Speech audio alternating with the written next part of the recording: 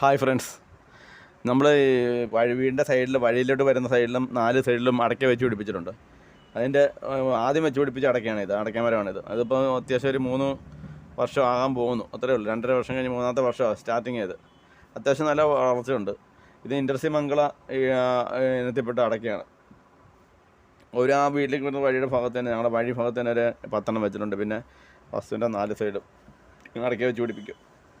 അടയ്ക്ക കൃഷി നല്ലൊരു വരുമാന മാർഗ്ഗമാണ്. ഇപ്പോൾ അടയ്ക്കൊക്കെ നല്ല വിലയാണ്. അതുകൊണ്ട് 4 സൈഡിലായിട്ട് നമ്മൾ വെച്ചു. ഇതിപ്പോൾ അത് കഴിഞ്ഞ് വെച്ച 1 വർഷമായി അടയ്ക്കാത്.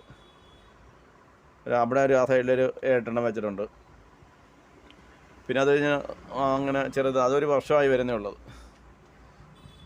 നമ്മുടെ വസ്തുവിന് ഉണ്ടെങ്കിൽ 4 സൈഡ് അടയ്ക്കൊക്കെ വെച്ച് പിടിപ്പിച്ചാൽ വലിയ തടസ്സമില്ലാത്ത രീതി വളരും. ഇതൊരു 2.5 വർഷമായി. മറ്റേ ആദ്യം കാണിച്ചതിൻ്റെ അതിനകത്തേക്ക് കൂടെ വെച്ച് 2.5 വർഷം വെച്ച് നല്ല രീതിയിൽ വളർന്നിട്ടുണ്ടത്. അടയ്ക്ക ഇങ്ങനെ വെച്ച് പിടിപ്പിച്ചാൽ നമുക്കൊരു സമയത്ത് ഒരു വരുമാന മാർഗ്ഗമാവും. അതിന് ചെറിയ രോഗം വന്നിട്ടുണ്ട്. ഒരു മഞ്ഞളിപ്പ് രോഗം വന്നിട്ടുണ്ട്. നമ്മൾ മരുന്നടിച്ചിട്ട് നിൽക്കുകയുള്ളൂ. മെയിനായിട്ട് ഇത് കൃഷി നമ്മൾ ചെയ്യുമ്പോൾ അതിൻ്റെ രോഗങ്ങളുണ്ടോ എന്നൊക്കെ നോക്കി ചെക്ക് ചെയ്തിട്ട് കൂമ്പിയയിലുള്ള അങ്ങനെയുള്ള അസുഖങ്ങളൊക്കെ ഉണ്ടാകും. അടയ്ക്കൊക്കെ ഉണ്ടാകുന്ന ഏറ്റവും വലിയ പ്രശ്നം കൂമ്പിയ.